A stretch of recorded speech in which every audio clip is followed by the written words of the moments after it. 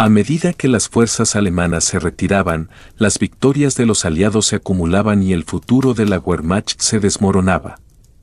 En Berlín, el Führer estaba abrumado por la magnitud de la derrota. Durante semanas, se había aferrado a la esperanza de que, con una combinación de voluntad de poder y circunstancias favorables, el destino podría cambiarse. Sin embargo, a medida que las noticias de la ofensiva se volvieron cada vez más desoladoras, Hitler comenzó a enfrentar una realidad a la que había rehuido durante tanto tiempo. La Wehrmacht, una vez temida en toda Europa, ya no existía como una fuerza capaz de cambiar el curso de la guerra. Los tanques, los aviones y los soldados se desintegraban bajo la presión de los avances aliados y las abrumadoras dificultades logísticas.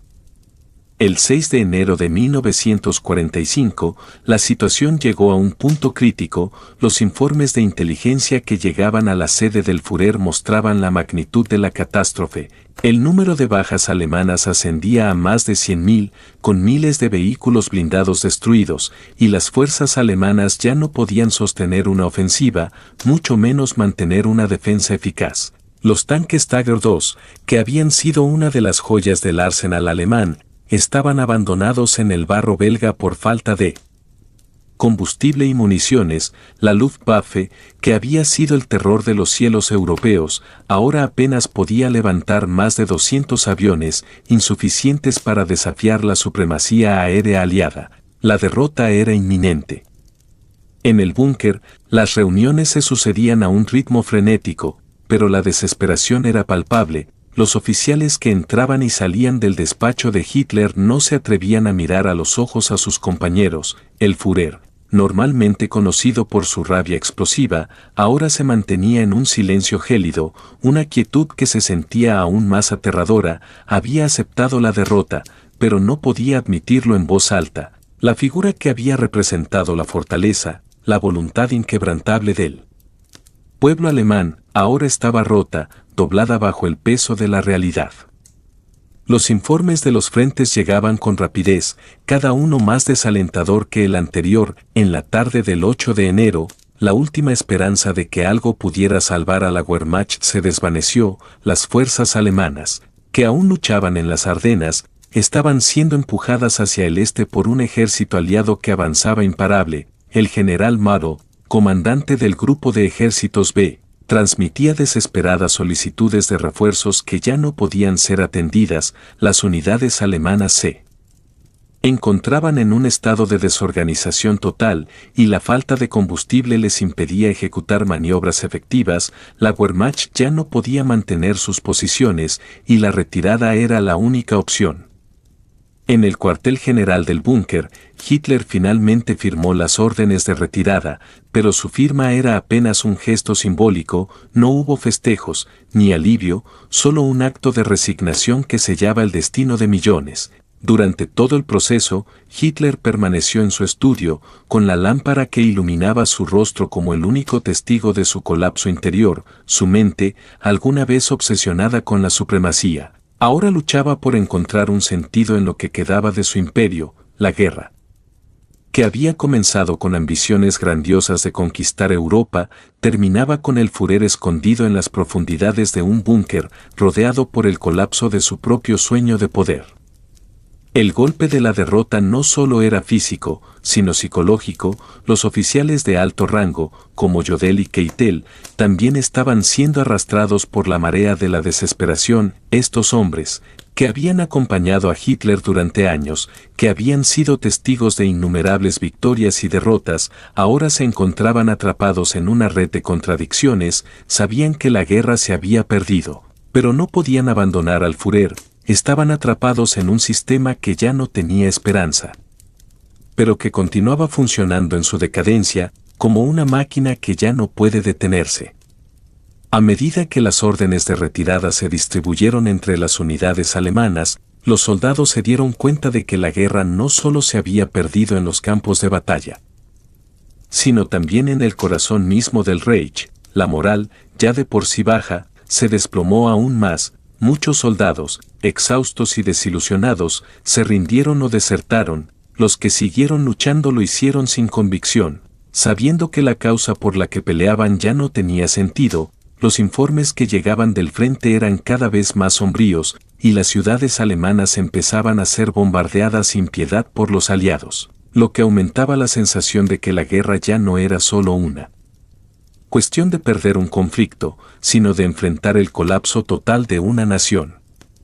Mientras tanto, los aliados no mostraban signos de disminuir su presión, el ejército estadounidense continuaba empujando hacia el este, liberando Bélgica y acercándose a las fronteras alemanas. Los soviéticos, por su parte, avanzaban por Polonia, cruzando el Vístula y dirigiéndose hacia Berlín. La guerra ya no era solo una serie de batallas aisladas, sino una lucha por la supervivencia misma de Alemania. La maquinaria de guerra aliada estaba imparable, y aunque el Tercer Reich había luchado hasta el final, la resistencia ya no podía sostenerse.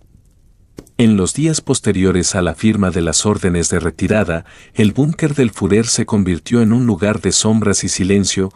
Hitler, que durante años había comandado el destino de millones, ahora pasaba sus días encerrado, sin querer enfrentarse a la realidad de lo que había causado. El sonido de las botas de los oficiales resonaba en los pasillos vacíos, mientras los generales cumplían sus órdenes con el rostro sombrío, conscientes de que la guerra había terminado. Las últimas divisiones alemanas, rodeadas y desbordadas, continuaban su lucha sin esperanza, mientras el Reich se desmoronaba de manera irreversible. La historia de la derrota de Hitler, de la caída de la Wehrmacht y del final del Tercer Reich, no fue una simple cuestión de tácticas fallidas o de errores estratégicos. Fue el colapso de un imperio que había creído en su invencibilidad, solo para ser derrumbado por las fuerzas implacables del tiempo, la resistencia aliada y la realidad misma de una guerra que nunca se pudo ganar. Mientras Berlín se preparaba para enfrentar el asedio final, Hitler seguía aislado en su búnker, un hombre que ya no podía comprender ni controlar el mundo que había intentado conquistar. La historia lo juzgaría no solo por las atrocidades que cometió, sino por su obsesión por la victoria, que lo llevó a una derrota que dejó cicatrices indelebles en la humanidad. A partir del 9 de enero de 1945, el Führerbunker en Berlín se convirtió en el epicentro de una creciente desesperación que apenas se podía concebir para aquellos que alguna vez presenciaron la opulencia y la soberanía del Tercer Reich en su apogeo. En las horas oscuras que siguieron a la firma de las órdenes de retirada, la atmósfera dentro de las paredes de concreto era asfixiante. Cada rincón del búnker resonaba con los ecos de una historia que caía en ruinas, un imperio que ya no podía sostenerse ni por la voluntad de su líder ni por las convicciones que lo habían impulsado desde el inicio. En la quietud de ese refugio subterráneo, Adolf Hitler se encontraba en un estado de descomposición mental y emocional que no se había visto en todo su reinado. A pesar de su tradicional impetuosidad y agresividad, la humillación de aceptar la derrota era un peso que lo aplastaba lentamente.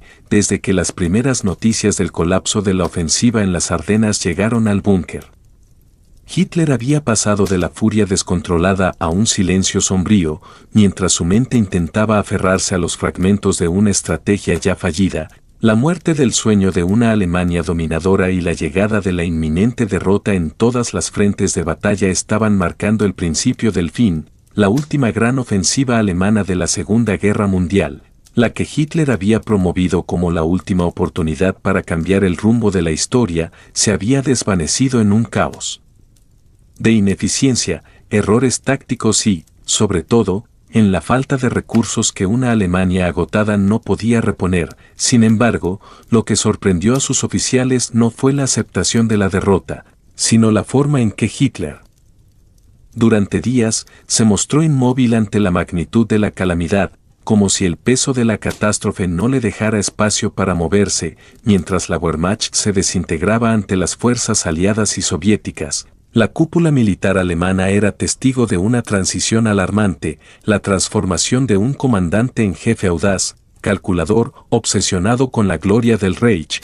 en un hombre desmoronado, que ya no podía comprender la dimensión de la guerra que había desatado en ese mismo búnker. Los generales que alguna vez fueron sus fieles seguidores ya no podían ocultar sus dudas. El general Alfred Jodl, el jefe del Estado Mayor del Ejército, estaba visiblemente afectado. Aunque su compostura seguía siendo inquebrantable frente a sus subordinados, la noticia de las bajas alemanas, que habían superado los 100.000 soldados, se había filtrado con una rapidez imparable. Los tanques Tiger II, los tanques más poderosos del mundo en su momento, yacían en el barro belga, abandonados por falta de combustible y municiones, y las fuerzas alemanas ya no podían seguir el ritmo del avance imparable de las fuerzas aliadas, lo que una vez fue un ejército formidable, imbuido con la ideología del nacionalismo extremo y la superioridad racial, se reducía a una serie de unidades desorganizadas y demacradas que huían de la inminente aniquilación. Los aviones de la Luftwaffe, que en los primeros años de la guerra habían dominado los cielos europeos, ahora no podían enfrentar las oleadas de cazas y bombarderos aliados que golpeaban sin piedad a las fuerzas alemanas en el suelo. La Luftwaffe, que alguna vez simbolizó el poderío aéreo del Tercer Reich, ya no era más que una sombra de lo que había sido, incapaz de frenar los devastadores ataques de la aviación aliada, que con cada día que pasaba hacían más evidente el colapso total del esfuerzo de guerra alemán. Mientras Hitler permanecía en su búnker, su mente estaba atrapada en la negación. Sabía, en lo más profundo de su ser, que la guerra estaba perdida, pero no podía confrontar la verdad. En lugar de esa rabia explosiva por la que era conocido, lo que sus oficiales observaban era un hombre hundido en sus pensamientos, incapaz de emitir órdenes claras, como si la magnitud de la derrota le hubiera dejado sin palabras. El sonido de sus pasos, más pesados de lo habitual, resonaba en los pasillos, y los oficiales evitaban sus miradas, conscientes de que el hombre que una vez los había liderado hacia la gloria ahora era una figura rota, incapaz de ofrecerles siquiera una dirección. La máquina de guerra alemana, que había dado tantas victorias en los primeros años de la guerra, ahora era una sombra, vacía y desmoronada, en los frentes de batalla. El panorama era devastador. Las fuerzas alemanas se retiraban por completo del territorio que una vez habían considerado suyo. El 101º Regimiento Aerotransportado estadounidense, que había resistido en Bastogne con valentía y tenacidad, se convirtió en un símbolo del fracaso de la ofensiva alemana. El 26 de diciembre, el ejército de Patton había aliviado Bastogne, y en las semanas siguientes, las tropas alemanas comenzaron a ser expulsadas de las Ardenas. El avance hacia Amberes, que había sido el sueño de Hitler, quedó en ruinas. La ciudad que se suponía que sería el punto de inflexión de la guerra para Alemania ahora estaba a merced de los aliados. Mientras tanto, el ejército rojo seguía su propio avance imparable desde el este, empujando a las fuerzas alemanas hacia el corazón del Reich. En la medida en que las líneas alemanas se estrechaban y se desmoronaban, la desesperación se apoderaba de los oficiales alemanes. Aunque algunos seguían luchando por salvar lo que quedaba del Reich, sabían que la resistencia ya no tenía sentido. Las fuerzas aliadas avanzaban por el oeste, mientras que los soviéticos arrollaban las defensas alemanas en el este. Berlín, la capital de la nación que Hitler había prometido construir como el centro de un imperio duradero, estaba ahora a merced de los aliados. La caótica retirada de las fuerzas alemanas también fue acompañada por un éxodo masivo de civiles. Los bombarderos aliados, que habían comenzado a arrasar las ciudades alemanas, provocaron una crisis humanitaria sin precedentes. La población civil de Berlín y otras ciudades se encontraba atrapada entre las fuerzas enemigas. El terror de los bombardeos y el miedo constante a la ocupación. Los refugiados huían a las zonas no afectadas por los combates, y las calles se llenaban de escombros y caos. El corazón de Alemania, una vez vibrante de actividad, ahora estaba plagado de ruinas. Mientras tanto, Hitler continuaba refugiado en su búnker. Los días pasaban con una rapidez inquietante, y la presión sobre el liderazgo alemán aumentaba exponencialmente. Durante las primeras semanas de enero de 1945, la Wehrmacht se disolvía bajo la furia de los ataques aliados. La mayoría de las divisiones Panzer, esenciales para las operaciones alemanas, ya no existían como tales. Los remanentes de esas fuerzas, incapaces de mantener posiciones defensivas, retrocedían lentamente hacia Berlín, donde la batalla final se estaba gestando. La desesperación que invadió los Pasillos del búnker del Führer en aquellos días se reflejaba en los rostros de los oficiales y generales, la incertidumbre se había instalado en sus corazones y muchos ya no creían en la victoria. Algunos oficiales se acercaron a Hitler para expresar sus dudas y sus deseos de rendirse, pero estos intentos de evitar el desastre fueron rápidamente desestimados. Hitler se mantenía firme, no en su fe en la victoria, sino en la idea de que la rendición era inaceptable, la guerra debía continuar. Aunque la realidad indicaba que la derrota estaba a la vuelta de la esquina, mientras los ejércitos enemigos se acercaban, y Berlín se encontraba sitiado por las fuerzas soviéticas desde el este, la situación se volvía cada vez más desesperada. En las últimas semanas de enero, las noticias que llegaban a las paredes del búnker se volvieron aún más desoladoras. Los informes de las fuerzas de combate, completamente desorganizadas y en su mayoría sin suministros, aumentaban en número, pero disminuían en calidad. Los generales alemanes, que alguna vez fueron considerados los más brillantes de Europa, ya no tenían más que órdenes vacías que cumplir. Los últimos esfuerzos de la Luftwaffe por ofrecer cobertura aérea resultaron infructuosos, mientras que las fuerzas de Patton continuaban avanzando desde el oeste, apuntando directamente hacia el corazón de Berlín. El cerco se estrechaba, y la batalla por la ciudad que había simbolizado el poder del Reich se convirtió en una lucha desesperada por la supervivencia. En el fondo, el Führer sabía que no podía ganar, pero su obstinación, esa fuerza que lo había llevado al poder, lo mantenía atado a la idea de resistir hasta el final, hasta que no quedara más opción que aceptar lo inevitable. El 30 de enero de 1945, el Reich ya estaba perdido, los bombardeos de los aliados ya habían destruido gran parte de la ciudad, y la Wehrmacht estaba al borde de la disolución completa. Hitler se retiró a su despacho en el búnker una vez más, como si el peso de los años de guerra no pudiera abandonarlo. Aunque su mente ya no podía seguir el ritmo de la batalla, su voluntad seguía firme en su misión de no rendirse. Sin embargo, dentro del búnker, la última resistencia estaba a punto de colapsar. La transformación de la situación de Alemania, que en los últimos meses de 1944 había caído en la desesperación, continuó su curso hacia el abismo en el primer trimestre de 1945. Las últimas fuerzas alemanas en el frente occidental, ya exhaustas y desmoralizadas, estaban atrapadas en una frenética retirada hacia el corazón del Reich. Sin embargo, la reacción de Adolf Hitler ante la pérdida de la guerra y la situación crítica en la que se encontraba su ejército era un espectáculo de negación y obstinación inquebrantables. Dentro del Führerbunker, un espacio claustrofóbico y sombrío, los oficiales que aún permanecían allí parecían condenados a una espera interminable, atrapados entre las órdenes que provenían de un hombre que ya no podía comprender la magnitud de su propia caída y la inercia de un sistema que ya no tenía capacidad para reaccionar. Desde el 8 de enero hasta las últimas semanas de febrero de 1945, la guerra ya no era simplemente un conflicto militar.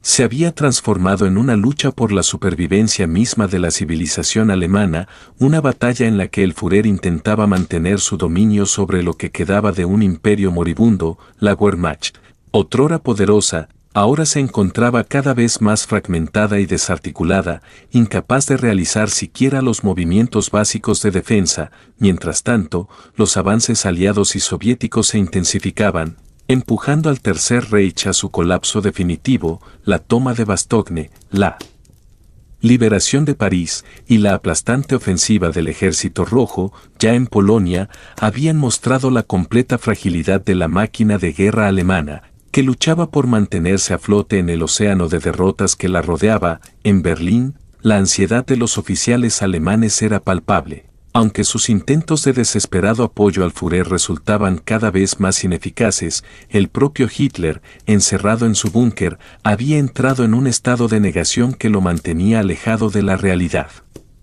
de la derrota. Durante semanas, no se había hecho eco de las noticias sobre la retirada masiva de las tropas alemanas o sobre la desintegración de los tanques y equipos alemanes en las Ardenas. En su mente, las fuerzas aliadas aún no podían igualar la fuerza de voluntad del pueblo alemán, pero la información que le llegaba era cada vez más aterradora. El ejército rojo había cruzado el Vístula y se acercaba rápidamente a las fronteras alemanas. Los aliados, bajo el mando de Eisenhower, estaban a punto de atravesar el Rin y entrar en el corazón de Alemania. La maquinaria militar alemana, que una vez había sido sinónimo de eficiencia y fuerza, ahora era solo un montón de chatarra arruinada por la falta de combustible, municiones y moral. La Luftwaffe, que había dominado los cielos durante los primeros años de la guerra, ahora apenas podía levantar más de 200 aviones, y la ofensiva aliada en el aire había alcanzado niveles apoteósicos. En la ciudad de Berlín,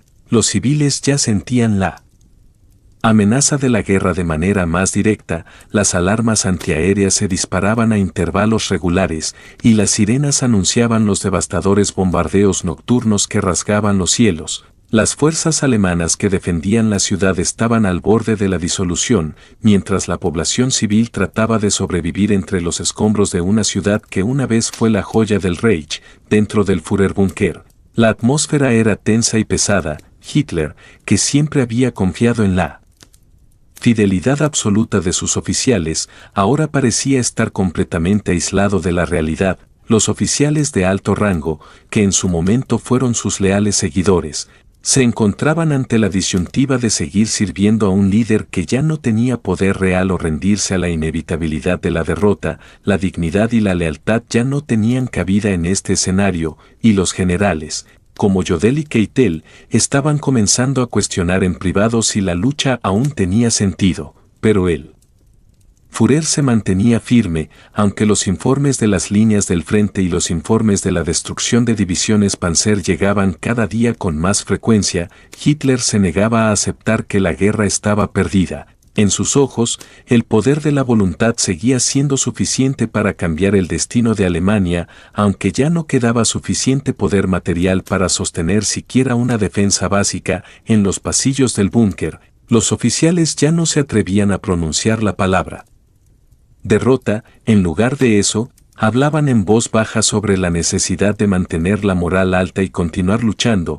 Algunos incluso sugerían que la única esperanza de sobrevivir era recurrir a una guerra de guerrillas, una táctica que ya se veía como una fantasía. La ironía de la situación era innegable. La misma máquina de guerra que Hitler había desatado con tanto fervor, buscando la expansión y el dominio total, ahora se estaba desmoronando por su propia incapacidad para adaptarse a los cambios del conflicto. Por su parte, los aliados no mostraban ninguna inclinación a ceder. En el frente occidental, el ejército estadounidense avanzaba con rapidez hacia el este, liberando las ciudades alemanas una tras otra. El avance de las fuerzas aliadas se veía respaldado por una superioridad aérea absoluta y un flujo constante de suministros.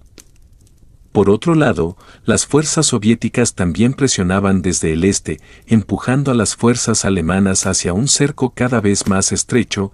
Hitler, aún inmerso en su negación, seguía siendo testigo de cómo su ejército se desmoronaba. El 15 de enero de 1945, las fuerzas soviéticas tomaron Varsovia, lo que significaba que ya no quedaba casi nada en el camino entre ellas y Berlín. La noticia de la caída de la capital polaca fue un golpe devastador, pero no sorprendió a nadie que estuviera al tanto de la situación militar en el Reich. Los informes de los generales eran claros. La Wehrmacht estaba al borde del colapso. En Berlín, los bombardeos aumentaban en intensidad.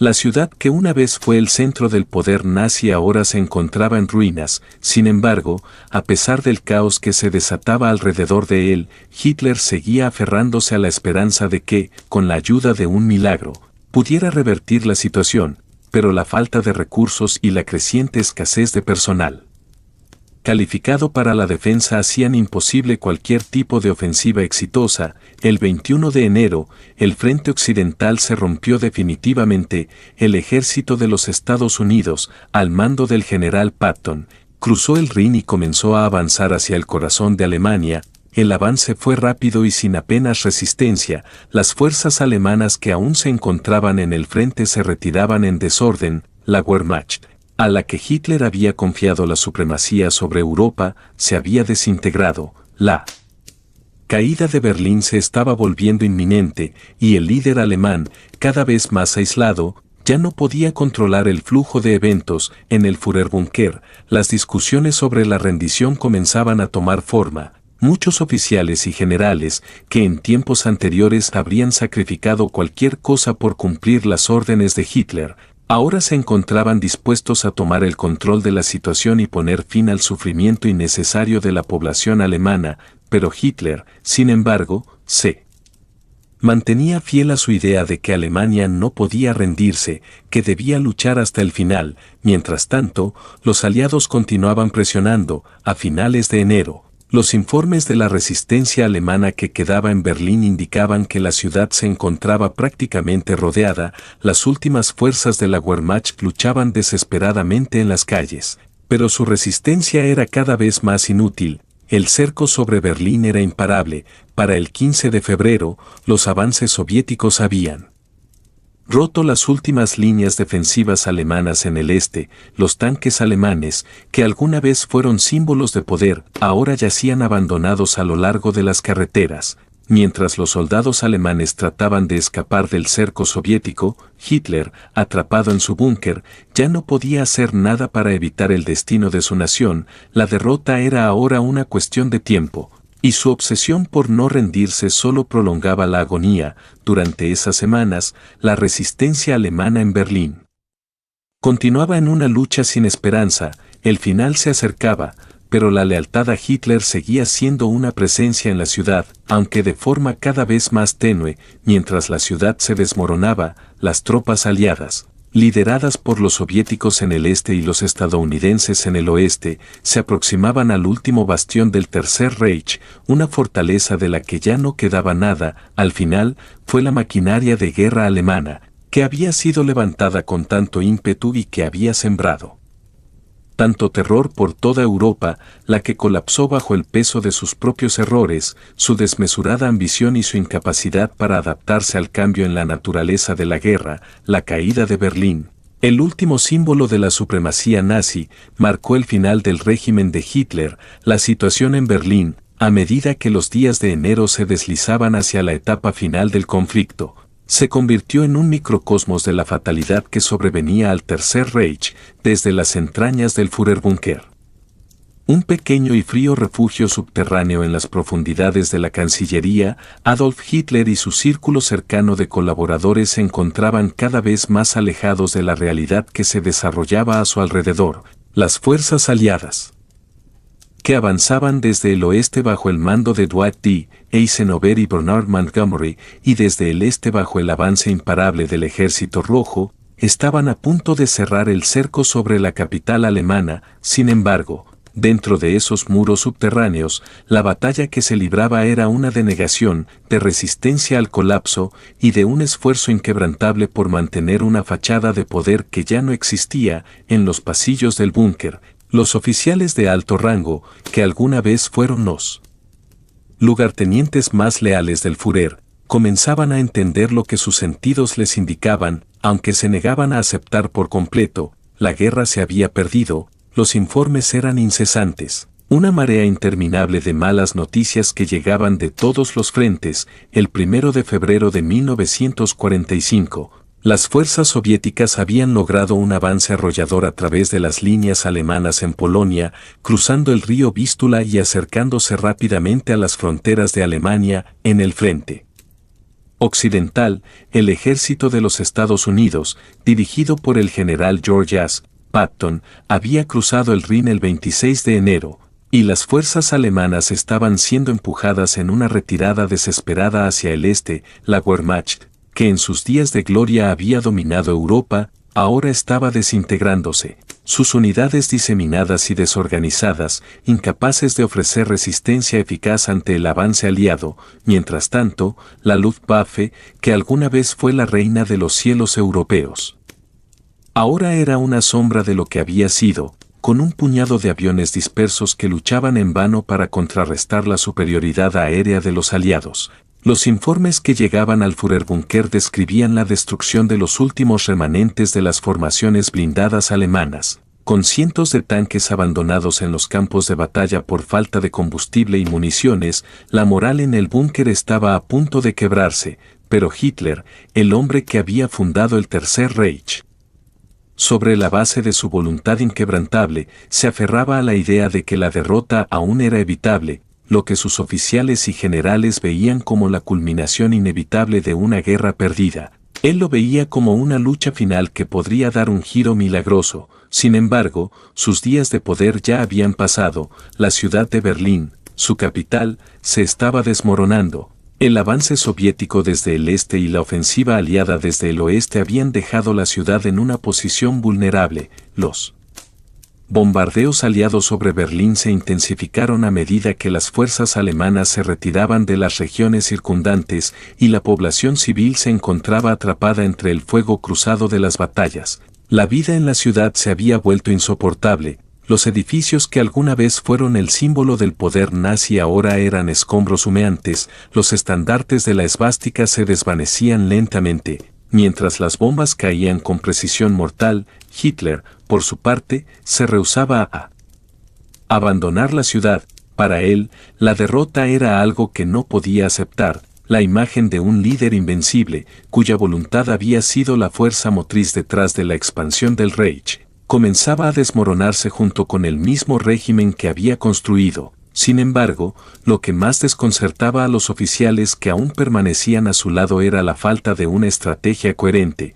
Mientras las fuerzas alemanas se desintegraban en el frente, el Führer seguía hablando de una posible victoria, de la llegada de un milagro que cambiaría el destino de Alemania. Entretanto, los oficiales del Estado Mayor del Ejército se reunían a puerta cerrada, con caras largas y llenas de desesperación. El general Alfred Jodl, uno de los hombres más cercanos a Hitler, no podía ya disimular su incomodidad. Había sido testigo de cómo las órdenes de Hitler, que una vez habían movilizado a millones de hombres y material, ya no eran más que palabras vacías. Las divisiones Panzer que una vez arrasaron Francia y Polonia ahora estaban reducidas a escombros, y las unidades de infantería alemanas estaban huyendo a través de las líneas, completamente desorganizadas. Ya no quedaban reservas de combustible o municiones suficientes para lanzar una ofensiva.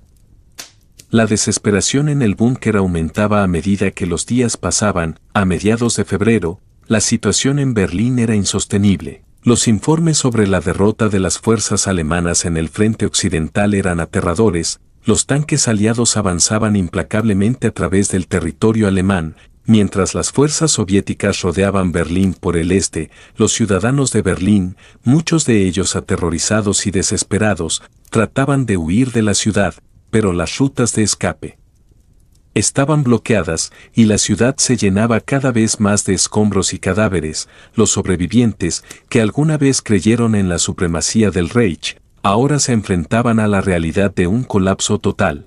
La resistencia alemana, ya debilitada por las interminables derrotas, se estaba desmoronando. Sin embargo, el Führer persistía en su negativa a rendirse. Aunque los informes llegaban con frecuencia y detallaban el avance de los enemigos hacia el corazón del Reich, Hitler seguía rechazando cualquier sugerencia de rendición. Durante las primeras semanas de febrero, el cerco sobre Berlín se estrechó más y más. Los soviéticos, con sus tropas avanzando desde el este, ya habían penetrado las líneas de defensa alemanas y los tanques soviéticos se aproximaban a la ciudad. Las últimas reservas de la Wehrmacht, que en algún momento fueron el pilar de la defensa alemana, ya no podían hacer frente a la potencia del Ejército Rojo.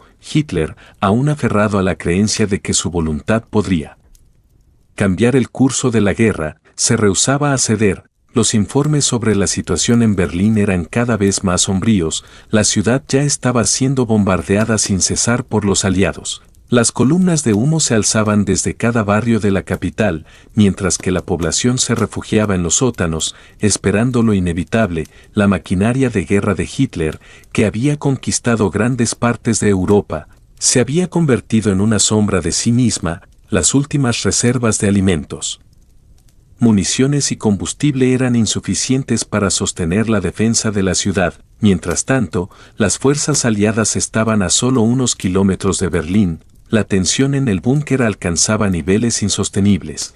La desesperación era palpable, pero la lealtad hacia el Führer no se quebrantaba. Durante días, Hitler permaneció en su escritorio, recibiendo informes de sus generales, que le hablaban de la situación crítica en Berlín y en los frentes de batalla. Cada vez que la noticia era más sombría, el Führer se mantenía impasible, como si no pudiera aceptar que la guerra estaba perdida. Los oficiales que le rodeaban se daban cuenta de que la rendición ya no era una opción, y la posibilidad de una solución diplomática se desvanecía con cada minuto que pasaba. La guerra ya no era solo una cuestión de combate militar. Se había convertido en una lucha por el honor de un régimen que estaba dispuesto a resistir hasta el final, aunque ese final ya estuviera predestinado. Mientras tanto, en las calles de Berlín, la resistencia civil comenzaba a desmoronarse. Los ciudadanos, que habían vivido bajo el yugo del régimen nazi durante más de una década, finalmente comprendieron la magnitud de la derrota. En medio de la devastación, algunos intentaron escapar de la ciudad, pero el cerco enemigo era demasiado grande. Los que se quedaron, atrapados entre las ruinas de una capital destruida, enfrentaban una perspectiva desoladora. La caída de Berlín significaba el final de la tiranía de Hitler y el fin de una era de terror que había marcado la historia de Europa. Sin embargo, la caída de Berlín no fue un evento inmediato. A medida que el cerco se estrechaba, Hitler, encerrado en su búnker, continuaba luchando por mantener el control, mientras que el ejército rojo avanzaba implacablemente desde el este y las fuerzas aliadas presionaban desde el oeste. Las últimas horas del Tercer Reich estaban a punto de comenzar, y los ojos del mundo observaban en silencio el colapso de un imperio que alguna vez pareció invencible. A pesar de la resistencia, de las luchas por mantener el control y de la furia que se desataba en cada rincón de Berlín, el fin estaba cerca, y las últimas horas del Führer ya habían comenzado. El 30 de abril de 1945, el Führerbunker, sumido en la oscuridad y el caos, se encontraba en su último acto. Los soviéticos ya estaban en el corazón de Berlín. Las bombas caían cada vez más cerca, y las fuerzas alemanas se desintegraban sin esperanza. Hitler, con la voluntad quebrada pero todavía aferrándose a la idea de que su destino debía ser decidido por él, tomó la fatídica decisión. En la pequeña sala, rodeado por un puñado de oficiales leales y miembros de su círculo cercano, el Führer se retiró a su habitación privada. El sonido de las explosiones fuera del búnker se hacía más fuerte, y el aroma a pólvora penetraba incluso los pasillos subterráneos. Dentro de su despacho, solo quedaba la sombra de un hombre que alguna vez había soñado con dominar el mundo. La última de sus decisiones fue su muerte, consumada por el veneno y el arma que colocó sobre su propia mesa. Al mismo tiempo, su esposa, Ido Brunn, compartió su destino en un acto final de desesperación. Afuera, el mundo seguía girando, y la caída de Berlín se acercaba inexorablemente. Las fuerzas soviéticas, que avanzaban sin cesar, ya dominaban la ciudad, y las columnas de humo negro que se alzaban hacia el cielo mostraban la magnitud de la destrucción. La resistencia alemana había sido eliminada, y el Tercer Reich, que alguna vez pareció invencible, se desmoronaba de manera irremediable. El silencio que siguió a la muerte de Hitler fue absoluto. Los pocos oficiales y soldados que quedaban dentro del búnker se miraban unos a otros, conscientes de que la guerra había terminado. La última esperanza de la resistencia, el último vestigio de la voluntad del Führer, se desvaneció con él, pero al final, la pregunta seguía flotando en el aire, sin respuesta, como un eco distante de lo que podría haber sido la última lección de la historia. ¿Había sido realmente la caída de Hitler el final de un régimen o simplemente el comienzo de un ciclo aún más oscuro? El 8 de enero de 1945, el búnker del Führer, Berlín, el techo de concreto tiembla débilmente por el distante fuego de artillería soviética, un sonido que Adolf Hitler finge no escuchar. Él está de pie ante un mapa operativo cubierto por flechas rojas de retirada, retrocediendo por el saliente de las Ardenas. Su mano izquierda tiembla contra el borde de la mesa. El general Alfred Jodl acaba de terminar su informe: 100.000 bajas alemanas, 800 tanques destruidos, reservas de combustible agotadas. 2 semanas antes, Hitler había prometido que esta ofensiva dividiría a los ejércitos aliados, recapturaría Amberes y forzaría una paz negociada. La llamó la última oportunidad de Alemania para revertir la guerra. Ahora, las divisiones Panzer se desplazan hacia el este en una retirada total, mientras que la aviación aliada domina los cielos belgas. El saliente que se suponía debía llegar hasta el río Mosa se ha colapsado hacia adentro como un pulmón perforado. Su personal permanece en un silencio sofocante, esperando la explosión de rabia que no llega. En cambio, Hitler extiende lentamente la mano y toca la palabra Amberes en el mapa. Su dedo deja una marca húmeda en el papel, no dice nada. Este es el momento en que Hitler se dio cuenta de que la operación Vigilancia sobre el Rin había fracasado. Pero el momento en que lo aceptó llegó demasiado tarde. Para septiembre de 1944, Alemania sangraba en 3 frentes simultáneamente. Los ejércitos soviéticos habían cruzado el río Vístula en Polonia y se acercaban a Prusia Oriental. Los aliados occidentales habían liberado Francia y se encontraban a lo largo de la frontera occidental de Alemania. La Luftwaffe, que una vez fue el terror de los cielos europeos, se había reducido a una fuerza esquelética incapaz de disputar la supremacía aérea aliada. Dentro del complejo de la guarida del lobo, en Prusia Oriental, Hitler caminaba entre mapas iluminados, su enfoque estrechándose obsesivamente en una característica geográfica, el bosque de las Ardenas, en Bélgica. Su personal observaba mientras trazaba rutas a través del terreno belga con una mano temblorosa. Su voz subía con una urgencia que rozaba la desesperación. Los generales Wilhelm Keitel y Alfred Jodl intercambiaban miradas pero no decían nada, mientras el Führer insistía en que una enorme ofensiva sorpresa a través de este punto débil podría repetir el éxito asombroso de mayo de 1940. El plan era simple en concepto, pero imposible de ejecutar. Abrir una brecha en las líneas americanas, cruzar el río Mosa, recapturar el puerto vital de Amberes y dividir los ejércitos británico y estadounidense antes de que pudieran reaccionar. La sala olía a café rancio y humo de cigarrillo. Afuera, la lluvia otoñal golpeaba las ventanas reforzadas del complejo, un presagio del clima que Hitler necesitaba desesperadamente para que su apuesta tuviera éxito. Sus generales sabían que el plan requería recursos que Alemania ya no poseía, pero el Führer había dejado de escuchar las objeciones meses antes, lo que Hitler llamaba oportunidad.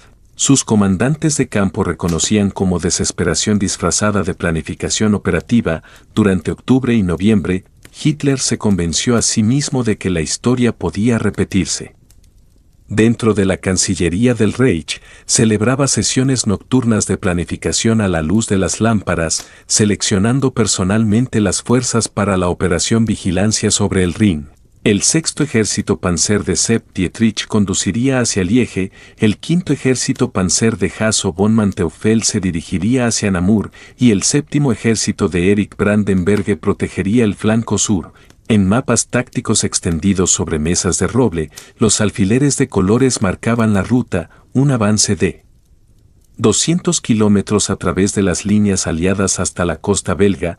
Hitler ordenó un silencio radial absoluto, almacenó las reservas restantes de combustible de Alemania y retrasó el despliegue de los nuevos tanques Tiger II hasta que comenzara la ofensiva. Sus ojos brillaban durante el último informe del 11 de diciembre, cuando les dijo a sus mariscales de campo, esto será una segunda Dunkirk. La sala quedó en silencio excepto por el rasgueo de los lápices en las libretas de notas. Mientras los oficiales de Estado Mayor registraban la línea de tiempo, el ataque comenzaría al amanecer del 16 de diciembre, explotando el sector más débil de las líneas americanas, donde divisiones inexpertas ocupaban posiciones extendidas. El mariscal de campo Herr von Rundstedt, comandante en jefe en el oeste, anotó en su diario que el plan de Hitler requería 3 condiciones imposibles: un clima perfecto para neutralizar la aviación aliada, total sorpresa para evitar refuerzos y un enemigo completamente sorprendido. Hitler no tenía ninguna de estas garantías, solo la convicción desesperada de que la voluntad podría sustituir la realidad material. Aún así, los preparativos continuaron, las divisiones se movieron a su posición bajo el manto de oscuridad, y comenzó la cuenta atrás para una apuesta que consumiría las últimas reservas estratégicas de Alemania. La operación Vigilancia sobre el Rin se lanzó a las 5:30 de la mañana del 16 de diciembre de 1944. Bajo una espesa niebla, la aviación aliada quedó en tierra. Justo el clima que Hitler había rezado, la artillería alemana tronó a lo largo de un frente de 130 kilómetros y las columnas Panzer avanzaron a través de las posiciones americanas sorprendidas. Para el 19 de diciembre, las vanguardias alemanas habían penetrado 80 kilómetros en las líneas aliadas y el pequeño pueblo belga de Bastogne se encontró rodeado por las fuerzas alemanas. En el cuartel general de Adlerhorst, cerca de Frankfurt, Hitler se inclinó sobre mapas iluminados mostrando el saliente que se abultaba hacia el oeste, como un puño golpeando el frente aliado. Pero para el 22 de diciembre, los informes cambiaron de tono y contenido. Los paracaidistas americanos de la 101 grados División Aerotransportada llegaron rápidamente a Bastogne en camiones abiertos y se negaron a rendirse, a pesar del cerco total. Las intercepciones de radio trajeron la palabra de la respuesta de un solo palabra del brigadier general Anthony McAuliffe a las demandas de rendición alemanas, Nats. Hitler lo desestimó como propaganda, insistiendo en que la ciudad caería dentro de unas horas. Su jefe de Estado Mayor, el general Heinz Guderian, notó cómo las manos del Führer temblaban al marcar la posición de Bastogne en el mapa, el cruce de caminos crucial que ahora bloqueaba el avance hacia el Mosa. La lámpara sobre la mesa del mapa parpadeó, alguien la ajustó, y la sala cayó en un silencio incómodo, roto solo por el crujir de los teléfonos de campo que traían informes frescos del frente. Bastogne se suponía que debía haber sido un obstáculo menor, un simple paso que se podría eludir o capturar en cuestión de horas durante el primer avance. En cambio, se había convertido en un ancla que arrastraba toda la dinámica de la ofensiva, y los estadounidenses seguían resistiendo. El 23 de diciembre, el clima que había protegido el avance alemán se volvió contra él con una devastadora rapidez. El cielo se despejó sobre Bélgica, 5.000 aeronaves aliadas despegaron en pocas horas, P-47 Thunderbolts, Typhoons británicos, bombarderos B-26 americanos. Las carreteras cubiertas de nieve en las Ardenas se convirtieron en un cementerio de vehículos ardiendo, visibles desde los aviones de reconocimiento a 9.000 metros de altura, dentro de Adlerhorst. Oficiales de enlace entregaron fotografías de reconocimiento mostrando columnas de vehículos alemanes destruidos, camiones de combustible en llamas, infantería dispersa en bosques helados para escapar de los implacables ataques aéreos. Hitler miró las imágenes bajo la luz de las lámparas de escritorio, su mano izquierda temblando visiblemente contra el borde de la mesa. El general Jodl notó en silencio que la falta de combustible ahora estaba paralizando el impulso de la ofensiva. El Kampfgruppe de Piper, la formación de vanguardia, había abandonado 80 tanques por falta de gasolina. A tan solo unos kilómetros de los depósitos de combustible críticos, la voz de Hitler se elevó en la pequeña sala de mando. La Luftwaffe debe proporcionar cobertura aérea, pero todos los presentes sabían que la Luftwaffe ya no existía como una fuerza efectiva de combate. Alemania podía poner quizás 200 aeronaves en el aire en un buen día. Los aliados lanzaban miles. El sonido de las botas resonó en el pasillo exterior, mientras los oficiales salían a entregar órdenes de contingencia que sabían que no serían reconocidas. Afuera, a través de las ventanas reforzadas, el sol invernal se ponía temprano. Dentro, las lámparas brillaban más intensamente, como si solo la luz pudiera detener la realidad que se acercaba. Entre el 3 y el 5 de enero de 1945, una avalancha de inteligencia innegable llegó al cuartel general de Hitler, que ahora se había trasladado al búnker del Führer, profundamente bajo la Cancillería del Reich en Berlín. El Oberkommando der Wehrmacht presentó informes mecanografiados en carpetas de Manila, 67.000 bajas para el 2 de enero, ascendiendo a 100.000 para el final de la semana. Suficientes muertos y heridos como para llenar 2 veces el Estadio Olímpico de Berlín. Las fotografías de reconocimiento mostraban tanques y tropas americanas empujando hacia atrás el saliente desde el norte y el sur, comprimiendo el abultamiento como un tornillo. En el gran mapa de la pared, flechas de lápiz rojo señalaban ahora hacia el este, las fuerzas alemanas retrocedían hacia su línea inicial, Hitler estaba sentado en su estudio estrecho, iluminado solo por una lámpara verde, mientras el general Jodl leía en voz alta el estado de las divisiones Panzer. El sexto ejército Panzer estaba al 30% de su fuerza autorizada, la 2 grados división Panzer había sido destruida cerca de Seles, sus sobrevivientes caminaban a través de la nieve, los irreemplazables tanques Kentucker estaban abandonados en el barro belga, sin combustible ni municiones. El aire en el búnker estaba viciado, reciclado a través de sistemas de ventilación que zumbaban constantemente en el fondo, el espacio olía a concreto húmedo, humo de cigarro y el débil olor químico de la tinta de mimeógrafo de las fotocopiadoras. El asistente de Hitler, Heinz Linga, recordó más tarde que el Führer no interrumpió el informe de Jodl, no gritó ni golpeó la mesa, simplemente miraba el mapa con su mano derecha apretada alrededor de una lupa, hasta que los nudillos se pusieron blancos. Fuera de la puerta del estudio, las secretarias tipeaban órdenes de retirada que no serían firmadas hasta 2 días después, las teclas que sonaban eran un contrapunto mecánico al silencio sofocante dentro. En algún momento entre el 6 y el 8 de enero, la hora exacta se perdió en la historia, Adolf Hitler cruzó un umbral psicológico invisible en la sala del mapa del búnker del Führer. El general Alfred Jodl había acabado su informe de la mañana. El grupo de ejércitos B de Marol estaba en plena retirada, Bastogne había sido aliviado por el tercer ejército de Patton el 26 de diciembre y los suministros de combustible alemanes estaban agotados, sin reservas disponibles para contraataques.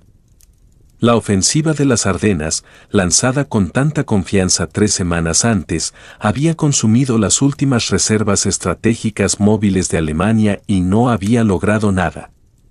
Durante 30 segundos, Hitler no dijo nada. Estaba de pie frente al tablero de operaciones mostrando el saliente que se comprimía hacia adentro, su mano izquierda temblando contra su muslo, lentamente extendió la mano y tocó el mapa en el punto que marcaba Amberes, la ciudad que había prometido a sus comandantes que desfilarían por ella para Navidad. Su dedo permaneció allí, manchando la tinta, cuando habló, su voz era apenas audible. Les dije que estaríamos en Amberes. No rabia, no negación, solo el quieto y aplastante reconocimiento de que las matemáticas de la guerra, las proporciones de bajas, los déficits de combustible, los tanques destruidos, las divisiones agotadas, no podían ser revertidas solo por la fuerza de voluntad. El momento no estuvo marcado por el drama o la revelación, estuvo marcado por la quietud. El Führer se dio la vuelta del mapa, caminó hacia su escritorio con pasos lentos y pesados, y se sentó, la luz de la bombilla sobre su cabeza proyectó sombras duras sobre su rostro, envejeciendo 10 años en segundos. Afuera, el sistema de ventilación zumbaba su constante aliento mecánico, dentro, la última ilusión murió sin ceremonia ni testigos dispuestos a reconocer lo que habían visto. En las horas siguientes al silencioso reconocimiento de Hitler, el búnker del Führer se transformó de un centro de mando en un mausoleo de negación. Los generales Jodl y Keitel se movían por los pasillos de concreto llevando carpetas con órdenes formales de retirada, sus pasos resonaban en espacios que de repente parecían demasiado grandes y vacíos. Estos hombres, veteranos de una docena de campañas, testigos de la conquista y el colapso, ahora no podían mirarse a los ojos. Habían visto al Führer quebrarse antes, verlo enfurecer y recuperarse, esto era diferente, esto era permanente. El mariscal de campo Marol, al mando de las fuerzas destrozadas que aún luchaban en Bélgica, envió mensajes radiales cada vez más desesperados. Sus hombres luchaban sin apoyo de artillería, sin cobertura aérea, unidades rodeadas que se rendían en masa. Los oficiales de Estado Mayor en la sala de comunicaciones transcribieron sus transmisiones con manos temblorosas. Cada mensaje detallaba una catástrofe que no podían evitar. Un teniente recordó más tarde el olor del miedo en esa sala. Agudo, químico, inconfundible. El 8 de enero, Hitler finalmente firmó las órdenes de retirada. Pero solo después de que Joseph Goebbels pasó 2 horas a puerta cerrada con él. Cuando la puerta finalmente se abrió, el rostro de Hitler estaba pálido, sus ojos enrojecidos. Le entregó a Keitel los documentos firmados sin decir una palabra y luego se retiró a sus habitaciones privadas. El sonido de la puerta cerrándose resonó por el búnker. Los guardias notaron que no salió a cenar, algo sin precedentes incluso en los días más oscuros de 1944. Y en la sala del mapa, los oficiales de Estado Mayor comenzaron a actualizar las posiciones con alfileres negros, representando divisiones que solo existían en el papel, manteniendo la ficción de un ejército que ya había dejado de existir. La ofensiva de las Ardenas fracasó no debido a errores tácticos individuales, sino porque sus supuestos fundamentales existían en un ámbito desconectado de la realidad material. El plan de Hitler requería 4 milagros simultáneos que Alemania no podía conjurar. Niebla de varios días para neutralizar la superioridad aérea aliada, que duró solo 6 días antes de que regresara el clima despejado.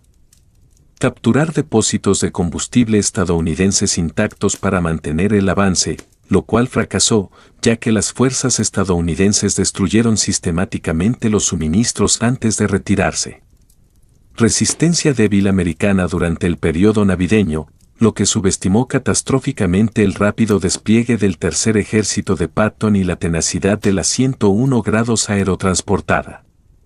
Y el colapso político de la coalición aliada, que nunca se materializó a pesar de las esperanzas alemanas, a partir del 8 de enero de 1945, la historia de la Operación Vigilancia sobre el Rin y su fracaso se transformó en una tragedia insondable para el Tercer Reich, marcada por la aceptación de una derrota inevitable que se cernía sobre Berlín. Adolf Hitler, el líder de un imperio que alguna vez aspiró a la supremacía mundial, se encontraba ahora dentro de los confines del búnker del Führer. Un pequeño refugio subterráneo donde la realidad se entrelazaba con la ilusión y la desesperación. Las paredes de concreto que rodeaban a Hitler reflejaban el eco de sus pensamientos. Un repique de la caída de un régimen que había gobernado Europa con mano de hierro. Dentro del búnker, el ambiente era sofocante, impregnado de la mezcla de humedad y tensión, de humo de cigarro y de los susurros que cruzaban los pasillos mientras los oficiales se movían furtivamente, sintiendo el peso de la historia sobre sus hombros.